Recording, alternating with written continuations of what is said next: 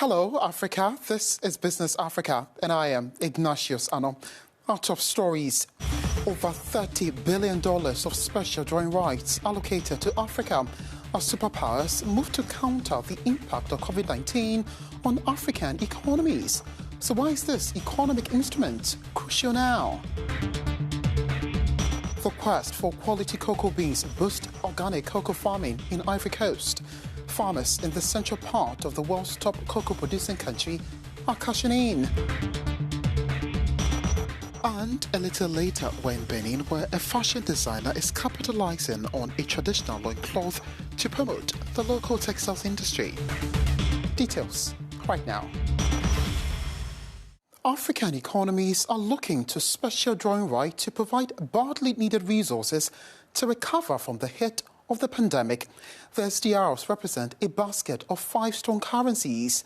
Analysts think that this economic instrument offers a profound financial backing across Africa.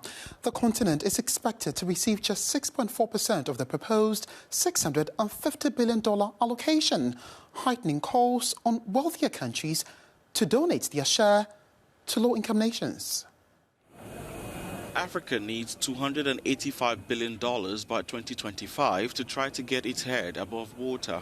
It comes as the continent's economies struggle after being hit hard by the coronavirus pandemic. Among the avenues discussed at the recently concluded Africa Finance Summit in Paris was the special drawing rights initiated by the International Monetary Fund, IMF, 52 years ago. The principle aims to limit the rates of indebtedness, but it is seen by many as far from satisfying the continent's expectations. $33 billion are estimated for the continent, but leaders say a minimum of $100 billion is required. Faced with this small amount, African heads of state are waiting for a gesture from wealthier economies. And in what could be a boost, French President Emmanuel Macron echoed the calls at the Paris summit. SDR shares to Africa must be given as a gesture of solidarity, Macron said. And will the calls be heeded? The continent is keeping its fingers crossed. Thomas Melonio is the Executive Director of Research on Innovation at the French Development Agency. He joins us from the French capital, Paris. Thank you for joining us, Thomas. So first, what are these special drawing rights and why are they significant for African economies right now? Well, this special drawing rights is a basket of currencies made of euros, dollar, renminbi, yuan, and British pound, and they will be emitted by the IMF probably next month. The board of the IMF will have to decide upon that, and it means a lot of reserve assets for central banks in Africa. So it's a very strong weapon for African economies to defend itself against any attack against its currencies. That's the first potential use, and already a very significant one. If $650 billion of SDRs are emitted, it means $34 billion for African economies. So it's a big amount, and I hope something very useful for the continent. Now, these SDRs can either be used as a reserve currency to stabilize domestic currencies or converted into stronger ones to finance investments, in line with helping African economies recover from COVID-19 shocks. Which of these two is most needed? Well, in the very short term, I guess most countries are going to use these SDRs as reserve assets for the central banks, but it's not ruled out that some countries will use them to convert them into hard currencies so as to finance investment. As you know, 50% of African debt is due to foreign creditors outside of the continent. So this SDR might be used to reduce the need for external debt, which is good in itself. And like you rightly said, $650 billion of SDRs have been reserved really at the global level. And the continent is getting $33 billion for a population of around 1.4 billion people. The concern is it's not a great chunk with calls for wealthier nations to donate their share. What can be achieved with this amount in the medium term? You are right to say that 34 billion, well, it's a big figure, of course, but it's not enough to cover African needs. The IMF has estimated that the current crisis would cost 285 billion up to 2025. So there's still a way to go between 34 billion on the one hand and 285, which is why there's also a debate on lending of SDRs from the US, from Europe, from Japan, from China to African countries, because the US or Europe, for example, do not necessarily need these SDRs.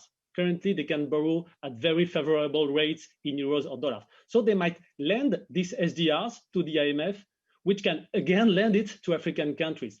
President Macron last week opened the way for such a scheme where this could lead to Africa benefiting not from 34 billion, but maybe up to $100 billion through this allocation of SDRs, but also on lending of SDRs. It's not decided yet, so it will have to be debated and accepted by the various countries, but there's a good chance that we'll reach a bigger figure than just the 34 billion. Eventually, African economies need to be financed by themselves, by mobilizing domestic revenues through taxes, or also there are many, of course, Africans who have deposits, and this deposit needs to be converted into investment by the financial system. So we need development of the African financial systems so that Africa can finance its own development. It's been a pleasure having you on the program, Thomas. Thank you. Thank you so much. Thomas Melonio is the Executive Director in charge of research and innovation at the French Development Agency in Paris. Now, a gradual shift to producing organic beans in the central part of Ivory Coast. It's a sure way to get quality beans and better prices for the commodity. Global appetite for ethical products is pushing cocoa farmers here away from conventional chemicals used to fertilize soils and kill pests. This organic label is offering higher rewards to local farmers and perhaps a step out of the poverty line. Cocoa prices across Ivory Coast, the world's biggest producer of the crop, have fallen for the second year running, and farmers are outraged. But not in Brimbo, a village in the center of the country which 11 years ago became a test bed for organic cocoa farming. The local farmers' collective sells the high-quality produce at twice the market rate for non-organic cocoa. The chocolate made from their cocoa is highly sought in French supermarkets. They now make 280 tons or so. This year, we'll buy 200 tons from them. They have gone organic. They have very good quality cocoa that's recognized internationally. Cocoa is the backbone of Ivory Coast's rise as one of West Africa's leading economies. But expansion has come at a grim price for the environment. Forests have been destroyed, and in some places herbicides and pesticides have tainted the soils. Farmers in Brimbo use no chemicals on their crop. When we started, we saw the importance of being able to grow organic, and we saw what organic has brought us. At the beginning, I had a bicycle. Today, I can build a house. I have a motorcycle. There has been a change in my life. I'm able to send my children to school. The cooperative produced 13 tons of cocoa with 33 farmers in 2010, and this year is expected to produce more than 200 tons with 264 farmers. 10 other cooperatives in Ivory Coast now produce organic cocoa, and others are expected to follow them. The textiles industry in Benin is underdeveloped.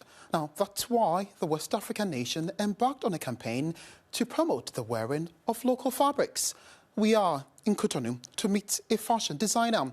Elvira Akblogan is using a traditional hand-woven Beninese loincloth in hopes of boosting the textiles industry.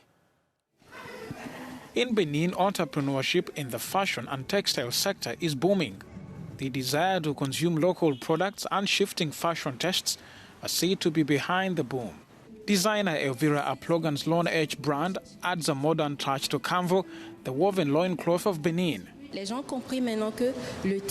People have understood now that the woven fabric is a sought-after material, an exploitable material, and we are working to make our woven fabric, the Lawn Edge woven fabric, more flexible, more manageable, and easy to use in everyday life.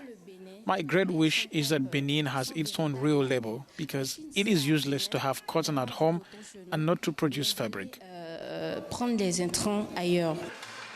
And to achieve this, Plogan is setting up her own production unit of woven loincloth. For each collection, at least 54 rolls of 25 meters are produced, as well as 300 pieces of clothing each quarter. When I find the fabrics in the Loan Edge stores after working on them, it gives me joy in my heart because I look at them and I wonder if it is myself who made them come out with the help of Loan Edge. So I have potentiality and I didn't know. When we weave by hand, that is to say done by hand, we take care. That's what makes it special. This initiative should be encouraged. Although the craze around the Beninese woven loincloth is so big, the quantities produced remain too low to satisfy demand. And that's it for Business Africa. You can be a part of the program via our various social media handles. Follow me on Twitter @IgnatiusAnum. Also, head over to Africanews.com for the entire program and more. I thank you for watching and goodbye.